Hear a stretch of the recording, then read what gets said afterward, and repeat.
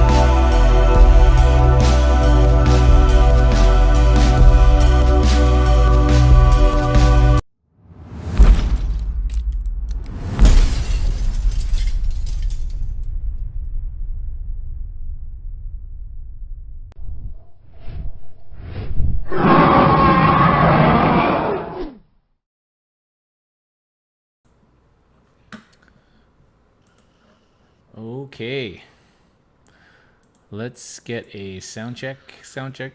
Oh, hang on. No sound check yet. I gotta cover up this audio. Oh, actually, I'm gonna plug this in so I don't lose power midway through the cast. Okay, there we go. Now we can sound check. Testing. 1, 2, 3.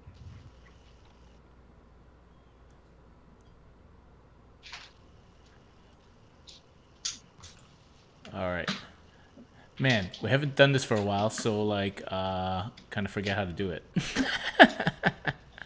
Yeah, all my Skype settings were different. The sound was coming out of somewhere else. Input was I was like, every time I open this, it changes. Well, every time you open it anyway, like, the settings get updated or changed somehow because it's stupid.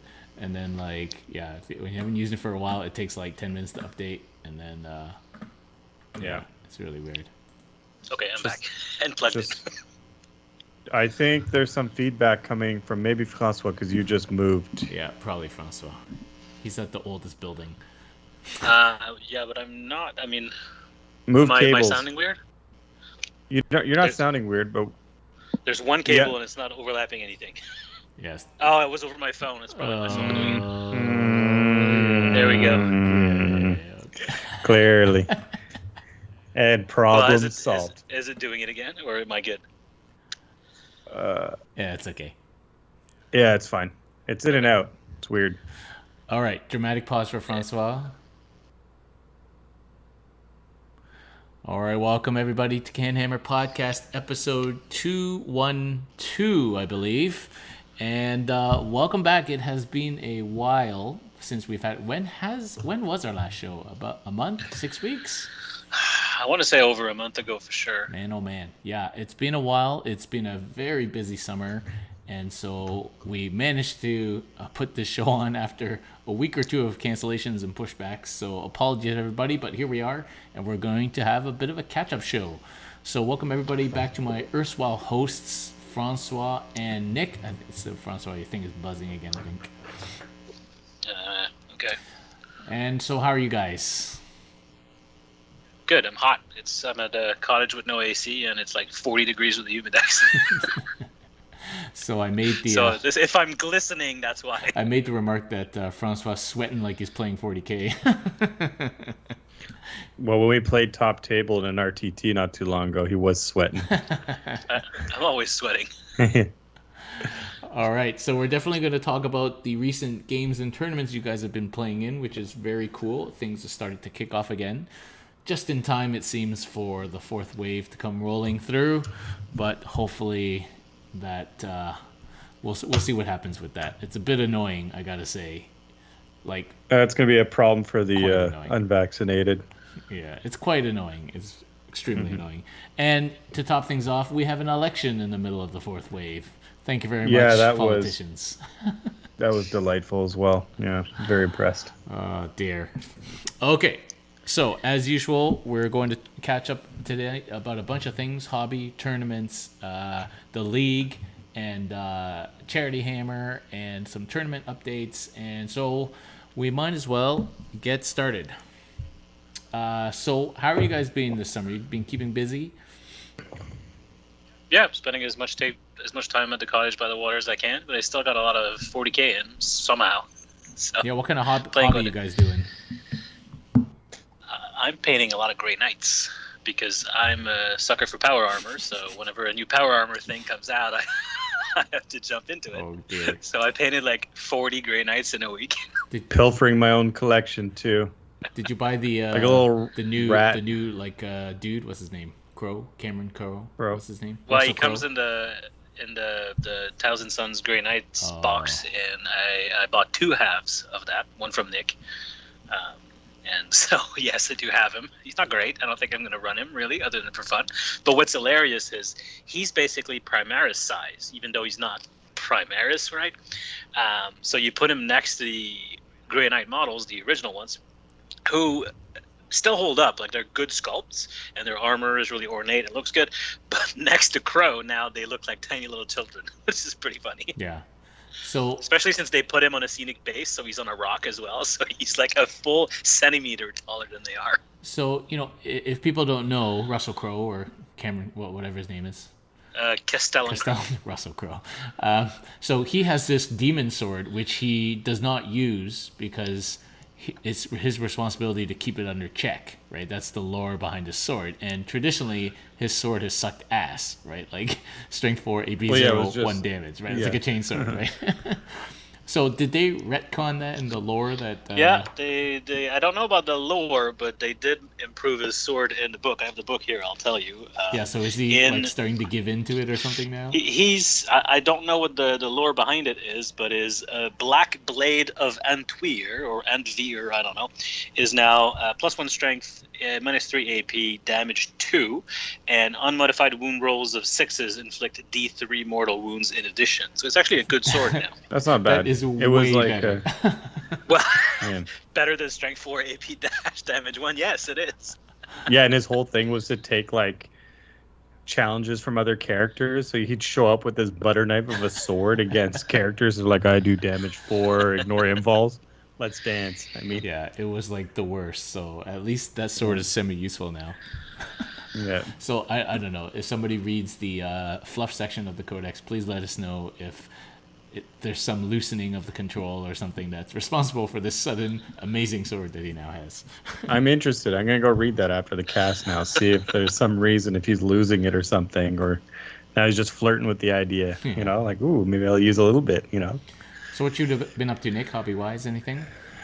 Well, I mean, it's been kind of steady. I take breaks here and there, but kind of bolstered my Death Guard collection and kind of finished the last of the plague drones I was painting. So I got like 4 of them all painted. Like I actually got a fairly robust Death Guard collection painted now, just in time for the Thousand Suns book to drop. So those are all on the shelf, and just been hoarding Thousand Suns models and trying to paint them up. So actually, I finished painting.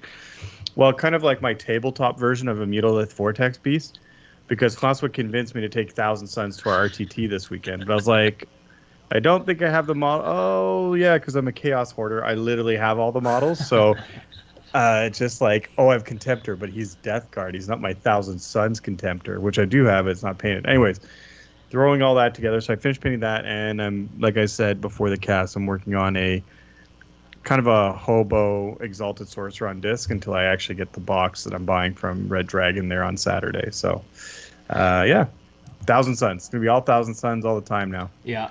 We're both taking new armies to the tournament on Saturday. What are you taking from? Yeah, I'm gonna have to clock myself. Yeah. No, the Grey Knights won't be ready. I am actually revisiting Iron Hands. I had this idea of a list centered around a Fire Raptor because I figured I have a Fire Raptor and I can sort of make it work with Iron Hands.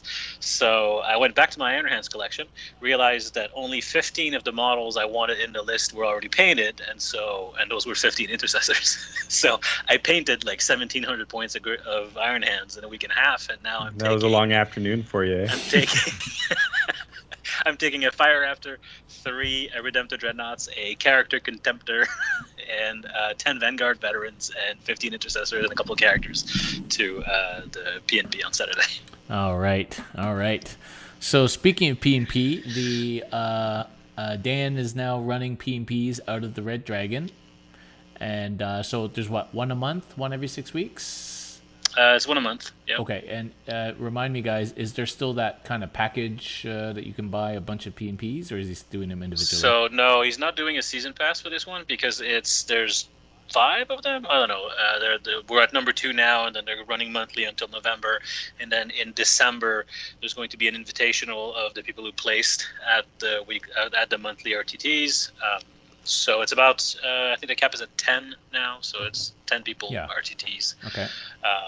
And it's a lot of the same people over and over again. Yeah. So the invitational will be the same people again probably. But there's a couple of new names that I don't recognize for Saturday, so that's actually exciting. New fodder. So you don't know, maybe they're sharks. Well, I remember the last one we went to. There was somebody who's like, "Oh, this is like one of my first tournaments," and he had this super tuned Dark Angels list.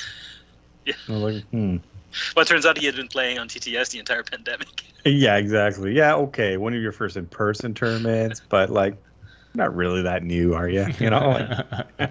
There is a big margin between TTS play and real life play. Oh, there is. Yeah. So who won the last RTT? So the PNP number 1, I won. What? But then we had the. Yeah, he beat me on the final table. Really? Because he rolled to go first. Well, we don't know what would have happened if I went second, but going first was definitely helpful because I was playing a triple Void Raven Bomber Dark Eldar list. Oh, yeah. So going first with those is always good. I was also playing Be'lakor, Morty, Lord of Change, all the monsters. It's not a bad list. You made it to you made it 2-0 before we met at the final table. So yeah, that was really fun. And then we had the CanHammer Invitational, and I finished dead last at that one. So the universe is balanced. Yeah. Perfectly balanced, like all things should be. Exactly. I went 3-0 at the first one, and I didn't win a single game at the second one. So. And I got my retribution in the last game. It was delicious. Nice. Yes. Nice. So we're now 1-1 against each other for this season, Nick and I. Yeah, nice. Exactly. Well, I've not been up to any hobby, and my basement, basically not much has happened, and then it's all starting to happen now. And we've had visitors, and oh man, it's been a crazy busy summer. This is not a homes on home situation, is it? No, it's just we've been waiting for stuff to happen, and now it's starting to happen. Yeah. So, yeah, cool. It's been a super busy summer and hectic. Hectic is a good word. And you have to deal with people sending you their lists to manually update on Battlescribe for the league. So in the middle of all this, that's a beautiful segue into the next topic, which is the Ontario 40K League, the Ottawa division, which has started. In fact, we just finished, completed all the games of the first round. So thank you, everybody, for getting your games in and doing them. And so for some reason, I have to manually update everybody's lists because you can't do it in the Battlescribe's not designed for that. Yeah, because it's not really designed for a league, and in the middle of a tournament, you're not supposed to change your list. So, yeah, it's kind of annoying, but it's minimally painful. But I tell people, I've warned them, I'm not chasing you for your list. If you don't get it in, you don't get it in. That's your problem. Nobody now has the excuse of not hearing announcements. Everybody's on the Discord or on the Facebook, so too bad. It's a privilege, not a right, to change your list. Well, it's also because we're not doing battle points for our tiebreaker. We're doing random pairings based on win-loss first and then random. It's not like you can tailor your list anyway. So if you wanted to just keep the same list for the entire league, that would be perfectly fine. I personally want to change every round because I'm using it as a bit of a testing bed for various Dark Eldar list ideas that I have. So for the next round, I'll probably send you a Kronos list and then just run that for that round of the league.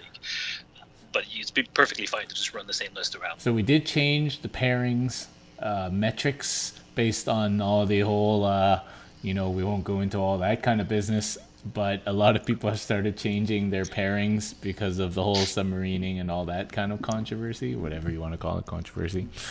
But so let's talk a little bit about the league. So Francois, you completely murdered Charlie. Yes, poor Charlie. He almost scored that was a rough as game. few points as he possibly could, holding just one objective the whole game. He scored 0 primary. Oh, none of that's primary.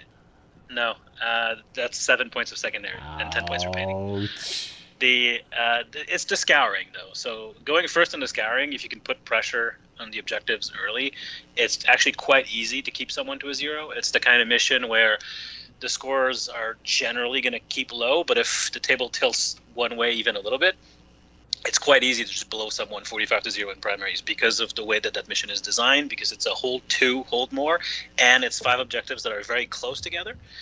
What happened in our game specifically is I went first and I managed to move block him with Mandrakes and then turn 2 hit him with Hellions. So I bottled him into his deployment zone. He just couldn't get on the objectives, he's all bikes and cavalry and because it was all buggies vehicles and things that can't go through walls. So on a decent table with a few ruins, you can actually kind of control the choke points and make that happen. So was he playing new style orcs?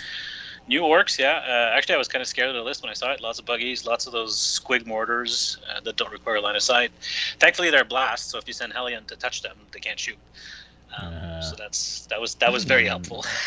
But the new orcs, man, I think it's going to take a while for someone to solve them, probably, because there's a lot in that book, but it seems like it's got power. And the book's not even super officially out yet.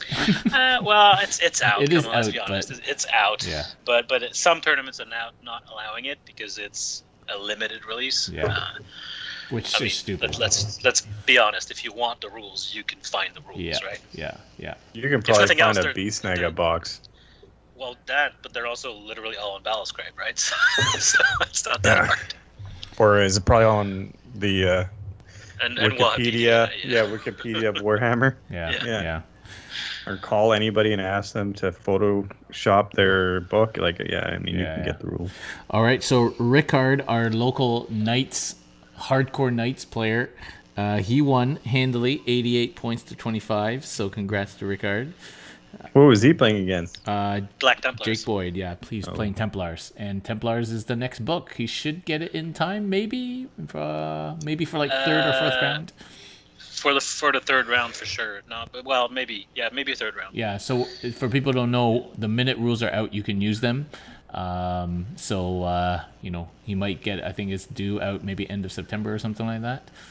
So 3 weeks per round. So third or fourth round probably. No, Templars are November, are they not? I don't know. The roadmap was literally useless. I think it said November. I think you're right. I think it said November. Yeah. All right, he might not make it then. All right, David Lambert beat Nathan Jones. I'm not sure what they were playing. And Marc-Antoine, of course, is playing Custodes and Armigers, I think. And he won 96 to 33. There you go. And what other highlights do we got? Jordan scored 91 points against Nick Boyle, 19. Jeremy won, of course, 95 to 65. And Jean won for 87. Dominique won at 85. So some pretty big wins across the board for lots of people here. And Will Paul beat some Nicholas Blackburn by 2 points. And then that poor Nicholas was so traumatized he went to drop the league entirely. That's it. I was like, F this. I table flipped. I was like, that's it. Win dropped. Will Paul was a good took game, the will actually. to live out of Nick. Yeah, it was a good game. Funny, he was using the Wazbomb Blastojet, and so he went first. He flew it up and sniped the Contemptor, and I was like, whatever. And then I had the opportunity. My Demon Prince should have, like, my turn, just go over and destroy it. But I was like, oh, like orc shooting one plane, like, what's it gonna do? I need to, like, prioritize other things. But that Wazbomb went on to kill like 2 of my To the Last, sniped a bunch of characters throughout the game, and Will had to assassinate. I think the thing got him like 20 or 30 points alone. And then, like, when you realize it has 2d6 strength 9 AP like 2 or 4 d3 plus 3 damage gun plus a d3 strength. Anyway, it's got insane firepower for a plane. And so, yeah, lesson learned. It was a good game, though. It was very close. Like, it was 2 points. And I remember he had to roll, like, out of, like, 6 saves. If I had rolled 1, 4 up, or 5 up, I would have won. But then it just didn't work out like that. But anyways, good game. No, I dropped because we already had an odd number. And I'm in Petawawa. So, like, for me to drive down every, like, 2-3 weeks for a game, I mean, that would have been feasible when we started up the league, like, 6-9 months ago, because there was nothing happening. But now that things are opening up, we have more RTTs. There are more social commitments, right? It's getting hard to kind of keep driving down for all of this. And I figured, you know, since we were odd numbers, might as well just kind of drop and make it easier on the TO. Well, you took it for the team. Our ringer is actually Jay Limer, but he is currently in Trois Rivières on his continued trek across Canada on his bike, so he won't be back for a while. Yeah. He's almost done. Like, when you start in BC, Trois-Rivières is almost all the way. Yeah, exactly. Yeah, so he was in Ottawa last Thursday. I was going to go and ride with him across Ottawa, but they came in from Kemptville and then they left on a Saturday, so I wasn't able to join the ride. But that would have been super cool. What a crazy trek. All right, so that is the round 1 of the league. For people, if you're listening, and of course, if you're listening to the podcast, it would be too late by the time you hear it. But the list deadline is not tomorrow, Friday night at midnight for the next round. The pairings and the mission will go up this weekend, and league play for round 2 starts next week. So it's been minimally time intensive, which is good. All right, let's move on to the next topic. Before we go on to talk about a crusade, I just want to mention Charityhammer. So, did you guys catch any of the Charityhammer? Not last weekend, I guess it was the weekend before. A little bit. Yeah, a little bit. Yeah, watch that guy from Pro Tabletop, Jamie, like just go through everybody with Space Wolves and almost beat John Lennon at the end. I was like, pretty exciting looking at all those Space Wolves I have in a box and. Yeah, so Charityhammer, of course, I think it was a couple weekends ago, Charityhammer number 3, and we hosted the second or third stream, I can't remember, and it was a big success. In fact, just today, they've hit $40,000. They wanted to raise $40K for $40K, and so, which is amazing. Just like, they thought that the goal was $20K this year, and they basically doubled it, so... It's crazy, over 80-something thousand over the last 3 Charityhammers. So it's just mind-blowing numbers for like Warhammer 40K. You know, it's hard to believe. But so big shout out to Colin and the guys there at Charityhammer. Huge FOMO that weekend from not getting out there, like ridiculous. But hopefully we will be able to get there next year.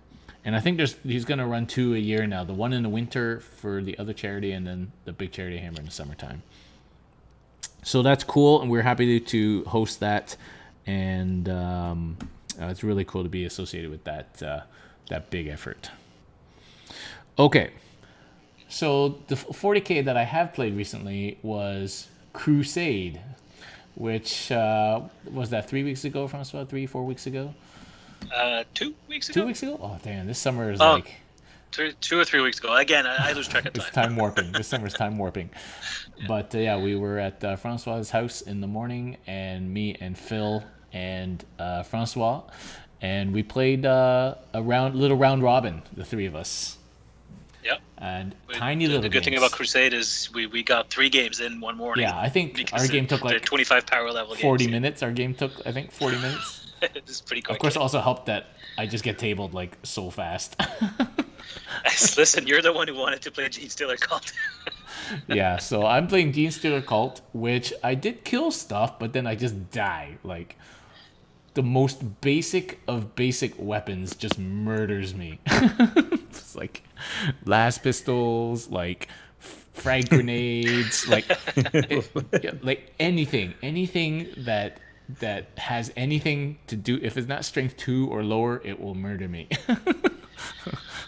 It's depressing, but I did kill some stuff. What did I kill? I killed some Hellions or something, some biker Yeah, dudes. you killed my Hey, Hellions those rock with your rock saws are saws, no yeah. joke. Yeah, those are no joke. When you're just like rolling over the guy's wounds, it's like dead. Like that's. I almost beat Phil, almost, and my Kellermorph did kill some punk character.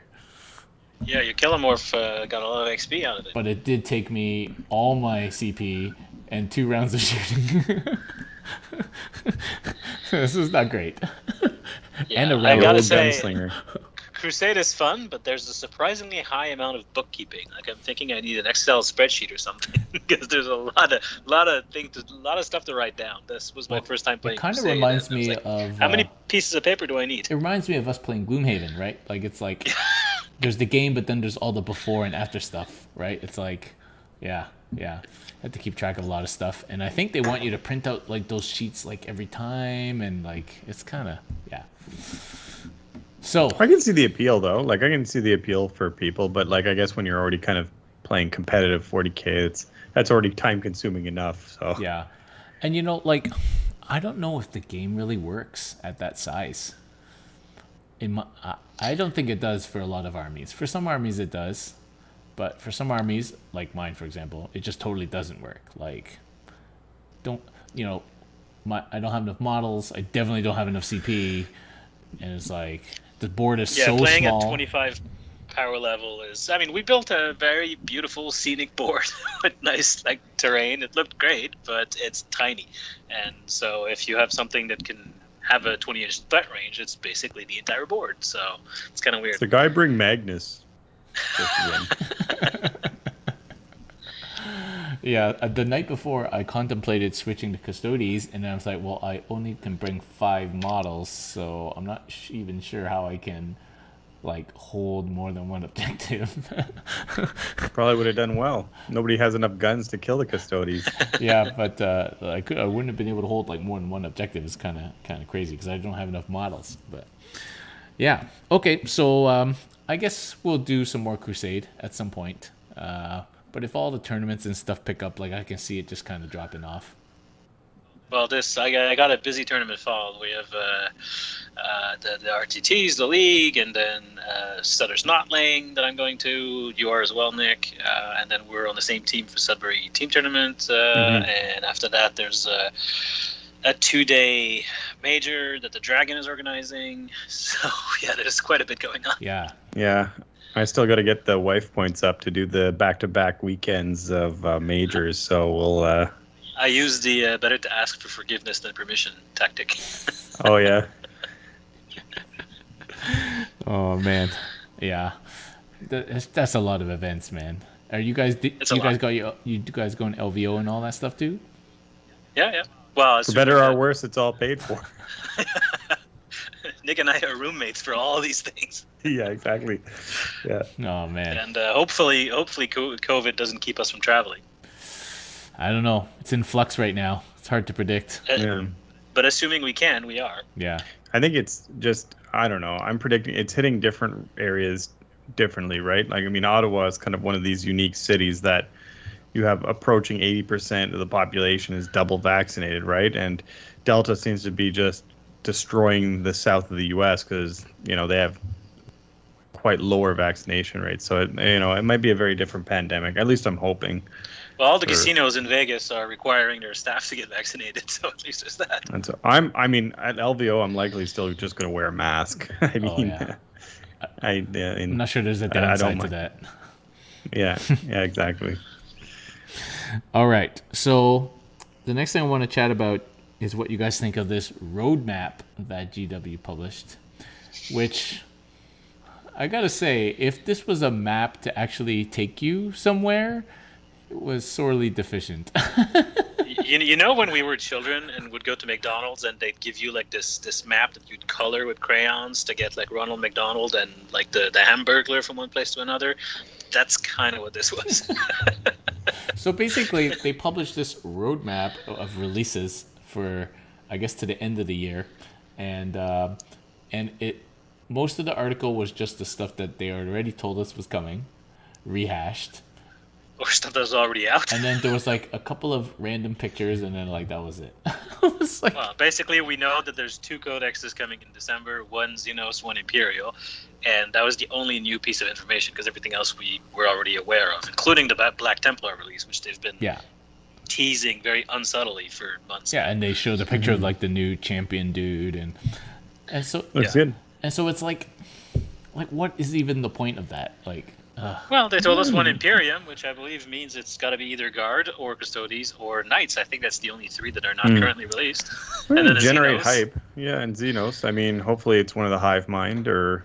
Well, there's a couple of theories going around. So because the next Warzone book features Guard and Tyranids heavily, it could be Guard and Tyranid. Or there's also this strange rumor, I don't know if I believe it, but there's a rumor of a GSC Custodes box coming out in December. And there would be a lieutenant-type character for Custodes in there. so that is Darren's the rumor. mind is blown. That is the rumor, Yes, that's the rumor. I've heard. However, I can believe rumors that I want because of confirmation bias. So I'm stepping back from that. It worked for me. I got 2 Hexfire boxes in this room. I don't know if I believe it, but that's one possibility. So GSC Custodes or Tyranid Guard, both would make sense. And then watch it be like Eldar and Knights. So of course they released some of the campaign book rule preview for NIDS. And of course, there's no way anyone can link campaign book release strategy with codex release strategy right now because it's all messed up basically. But that's interesting, and some people are like, well, if that's coming out, then the next one of that Xenos book must be NIDS, but I don't know. There's really no sense in speculating. I mean, people seem to think that because we thought COVID was kind of waning down, that it was like kind of an overnight turnaround for companies like GW to be like, oh, well, look, all of our supply issues are solved. Now everything's better. No, it's like you're talking something that's going to impact a company for 6 months to a year to years, so I mean there's no sense in speculating. They maybe make it nebulous to generate hype or to be able to pivot in case there are other issues, because there's not just COVID that they're facing. There's issues with China, with publishing in other districts, anyways, so whatever. It is what it is. I don't know why people get so worked up about it. Well, I mean, of course, I have my 1,000 Suns, so I don't really care. Suck it, nerds. So is Magnus the thing, or are we not going to see Magnus? I don't know. To be honest, the 1,000 Suns book is, I think it's quite deep. I think it's complicated. It's a bit of a big brain book. It's not like AdMech or whatever, where you're going to just see the obvious combos of point, click, and shoot off the board. It's going to involve a little bit more. Magnus seems interesting. He's not like as tough as Morty, which is bringing into questions like, what is he going to be able to do? The one thing, though, is Magnus will be able to perform more than Morty, because Morty right now is get shot, and if he gets into combat, then kill. But until then, he's not doing a lot, whereas Magnus still knows like 18 powers, can cast 3. If you spend a CP, cast 4 spells. He rerolls them and gets +3 to cast. It's just... and then in combat, he's 8 attack, strength 16, AP 4, 3 damage, and doing mortal wounds. AdMech being a thing makes you think that Magnus won't be, because he'll just get shot off the board turn 1.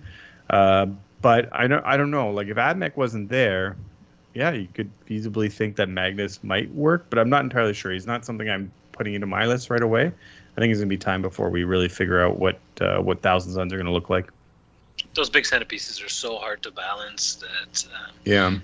it's very easy for GW to either make them completely worthless or completely overpowered, and trying to strike that middle ground is real hard.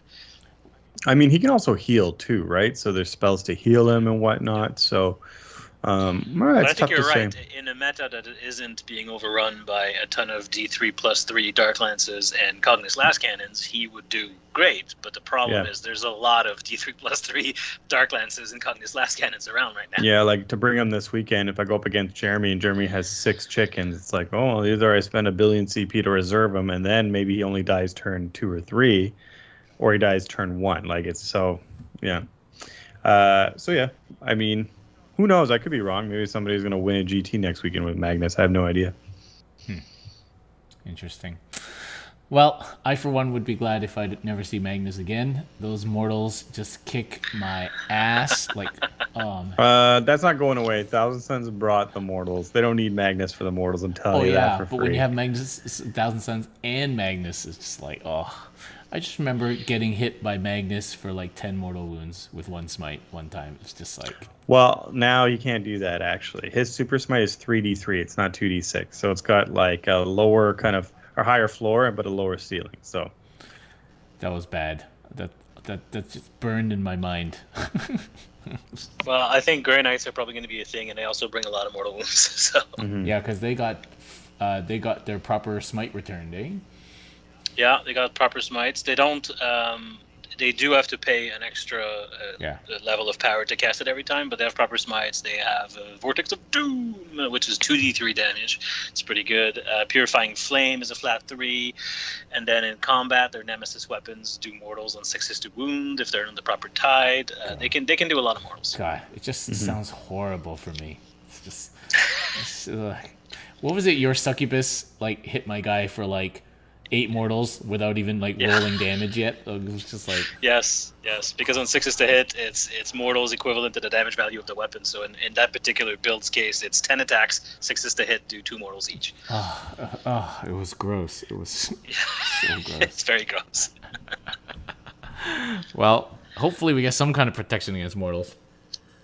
Yeah, well, the Grey Knights did get the Aegis of the Emperor, which is a 5-up against mortals. I could see Custodes get their 6-up against psychic mortals turn into 5-up all the time. That would kind of make sense. Custodes ignore AP1-2, always transhuman, an extra wound, well, 5-up. Let's not give them pain. too much. They're doing quite well. Like Custodes finished high up again in the GT this weekend. They're kind of hanging in there right at the edge of that top 5 most powerful list. If you look at 40k, yeah, they seem to be able to pivot into just about anything, right? To be fair, that's mostly on the back of Telemons and other types of dreadnoughts, but they're up there.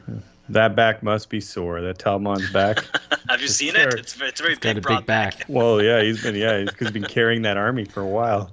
So our thing is also called Aegis of the Emperor, and it sucks compared to the Grey Knights one. Well, if it's the same name, then you would assume that it. Yeah, but are Custodes drawn from the Emperor's like genetics? No, the Grey Knights are. I thought the Custodes are like.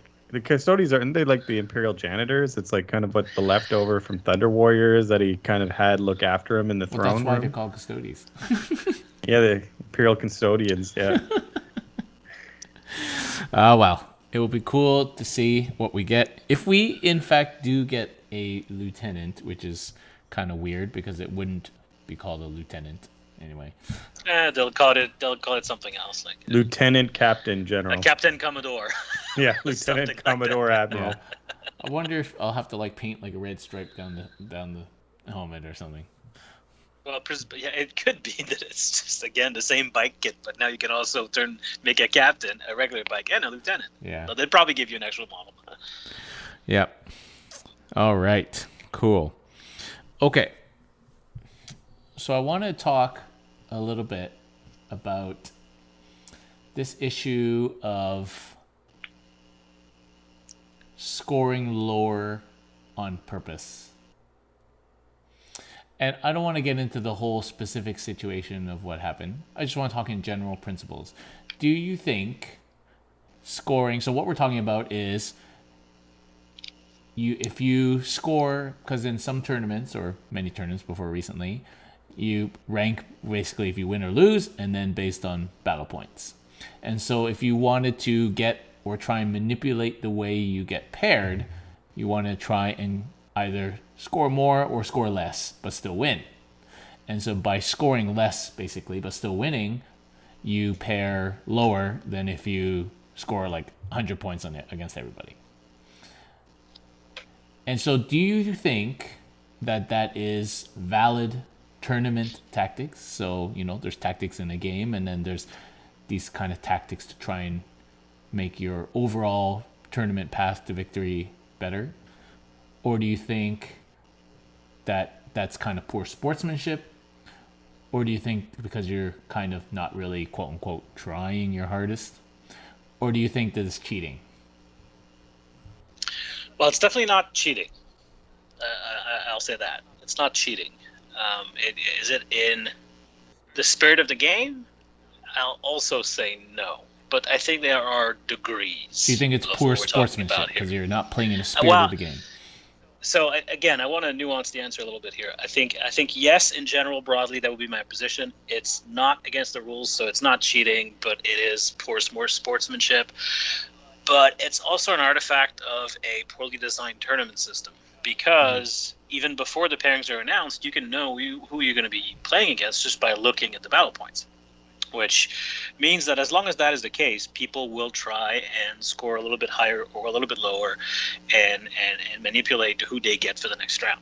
Now, that in and of itself, if it's, I'm going to take my foot off the gas just a little bit and score a 90 instead of 100, that doesn't bother me so much. If it's, on the other hand, I want to score super high because this guy I'm afraid of only scored an 85, so I'm going to really crush my opponent, again, I think that's okay.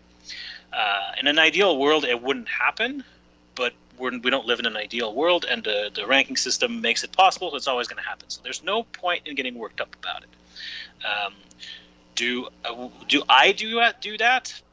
No, but again, I'm not sure I have an issue if someone does it. Where it becomes a problem is when people take it to extremes, and the reason why this became a big topic recently is of a specific case. I guess we're not going to get into details, but there was one specific player that took that to the extreme and decided that after he had tabled his opponent round 2, just walked off all the objectives, never brought in his to the last from deep strike to auto destroy them, and won with like 45 points.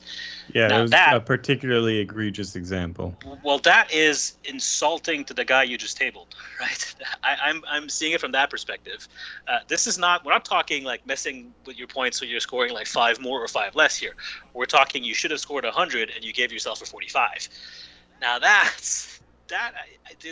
know it's the same thing, but the degree of difference here is something I have an issue with. Yeah, it is the same thing, but yeah, it's yeah, to me that is unacceptable. But again, not technically cheating, but just because it's not technically cheating doesn't make you an asshole, right? Well, there's a lot of things that aren't technically cheating that are just being asshole, right? Right. Yeah. It's like the Basque, right? You're not wrong. You're just an asshole. That's right. Yeah, I agree with Francois. I mean, that one example is particularly egregious, but the problem is what's the threshold, right? At what point do we say, okay, you pulled, you took the foot off the gas by 5 points, is that good? And how do you even enforce it? I mean, it's easier to enforce but it's easier to notice in this example where, if you walk by this table and turn 2, it's over, and Buddy is like blown away his opponent, but then turns to the score for 40, then there's something fishy. But whether, late round, somebody's on his phone, he sees that Buddy scored 95, so then if he only scores 85, he can avoid him. So then he's, that will never, ever be enforceable. We have a hard enough time enforcing people to get their rules right, to submit their list properly, to use the right relics, that kind of stuff. There's no way we're going to be, that kind of thing is going to be enforceable. So I think, like Francois said, it's really comes up to designing the proper tournament bracket system, whatever that is. If that's, kind of the win-loss draw, then a random pairing. If it's kind of the reverse Swedish, if it's kind of a more formal bracket. I don't know what the answer is. But yeah, the way we have it now, it just kind of it facilitates that, right? It just encourages that behavior. And so I think that's where we need to look. We don't need to look at the players per se. We need to look at how we're developing our tournaments. Yeah, I don't think you can legislate the scoring, but you need to design or change the way that the tournament system is designed. And then, of course, any system you then change to will probably have issues. Like random also has issues, because if you just go win-loss random, well, then you can end up in weird situations where people who probably shouldn't be paired because they're not. The reason why we do battle point is technically it means that people of equivalent level play each other, although in practice that's not really what happens. Random completely goes away with that. You could do it. I guess you could do it like tennis and just rank people based on their ITC scoring in a ladder, and so that John Lennon and whoever's number two, I know his name, but I'm blanking right now. Whatever, number one and number two, Sean Naden. Number one and number two, so John Lennon and Sean Naden can never meet except in the final of the tournament because they are number one and number two. So you put them in the opposite sides of the bracket, right? That's a good system, but it only works once there's been enough scores for there to be an ITC scoring. At the start of a new season, do you use the last season's rankings? I guess you could, but that's just a lot of overhead and admin. Yeah, that's a lot more admin that, already. So I think ideally you'd do something like that for very big tournaments, maybe. So maybe you could find a way, I'm sure a computer could do it for you, but you find a way to do it for, I don't know, the US Open or the flagship events. The flagship events, right? Maybe you do it like that, and then for everything else, you just do it random, and that completely removes the possibility of tanking your scores like that. You could move to differential scoring, and then the incentive will always be to score as much as you can. So if you go like a WTC 0-20 scale, then you always have the incentive of scoring as much as you can. Something like that. Okay. Well, that's very interesting, and actually that leads me to my next thing, which is something completely different. So at that whatever that tournament was, US Open or whatever, they shouldn't name it the same as a tennis tournament anyway. Well, I hear golf when I hear that. So it's really, they should have called it the Orlando Open. I believe that the top four were the AOW guys, the Art of War guys. Yeah, all Art of War guys. Yeah, and they're all kind of professional 40K players with coaching and services, and they play it for a living basically, which is becoming much more common. People who have additional stake in the game other than just playing for glory. They're playing for reputation. They're playing to gain business. They have to perform. If you're coaching but you keep losing, then probably you have less coaching clients than somebody who keeps winning. So yeah, and you can see that's becoming more common and spreading, and these players also tend to be generally the better players. And also because they're playing more, because that's what they do for their job, and so they have a distinct advantage over the average 40K player, I would say. So do you think that we should have brackets for these players separately at these big tournaments, or should they be seated like you suggested? Obviously, we might start seeing invitationals where it's just like these people playing in a tournament. Nova Invitational kind of basically like that in the past, but now you have people who actually are professionals. Like, do you think we're going to see a separation of professionals and quote unquote amateur 40K players at tournaments? Do you think there'll be separate little mini tournaments? Like, where do you guys see that going over the next 2 years? Well, that depends on where competitive 40K goes altogether. I don't think we've hit the kind of critical mass right now of players to really separate that, because otherwise if you start doing that, it's going to be Nick Nanavati playing John Lennon playing Richard Siegler all the time. It's going to be the Art of War stream all over again. Yeah, they're just going to be playing their own tournament, which kind of they do at home, but like in the kind of greater league, there's not enough players, I don't think, and it still involves a lot of that admin, like who's going to calculate all those ELO scores? Who's going to keep track of that? What's going to be, what determines a professional player? Do people are people going to pay into a professional body that maintains regular standards? Because that's what professionals have generally professional bodies. These are all good questions, right? Like, do you see this happening in the next few years if this continues to grow in the trend that it's going? If it continues to grow, it's been exploding. There's a lot of question marks, like kind of the cost of entry, the lag. But I'm sure where there's a will, there's a way. There's industries that are going to come up.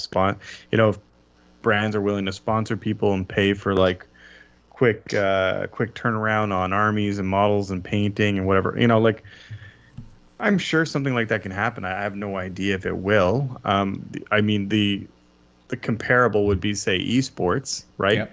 But the esports buy-in is, in a sense, a little cheaper. I mean, buying a computer is expensive, but once you've bought your computer and your video game, you're online, right? You don't need to, as far as I'm aware, you don't need to buy your characters. And if you do, it's you click, you buy your character. You don't have to buy them, build them, paint them, whatever else. I'm not trying to minimize the amount of level of effort that goes into esports. It's tremendous. But there is kind of that disconnect there between esports and Warhammer, right? I mean, there's a lot of things that need to. I mean, the U.S. Open recently, their stream is one of the best streams I've actually seen for Warhammer. So I think you can get to a place where it's going to be attractive for either the casual player or the person that's never seen this before that might be intrigued by what they're seeing. I mean, they demonstrated that can be improved. I think if the improvements we've seen over the last 5 years continue, I mean, I don't know why not. I don't know how big it's going to get, but right now I don't think we're at a spot where you can really separate the professionals from the semi, from the amateur and whatever else. There's just no infrastructure for that. Well, I want to jump on what you just said because I think all that is right, but the road, I think, to something like that, a professionalization of the game, so to speak, goes through streaming. And the stream of the Orlando U.S. Open was really great. Nick Nanavati and Paul Murphy were commentating, and they did a great job. And I think what was particularly obvious to me, because I watch Art of War streams all the time, so I listen to Nick Nanavati a lot, and he was particularly good this time at explaining the game for a broader audience. Normally, the people who watch the Art of War stream, they already know how to play 40K. You don't start watching 40K by going on the Art of War stream, usually.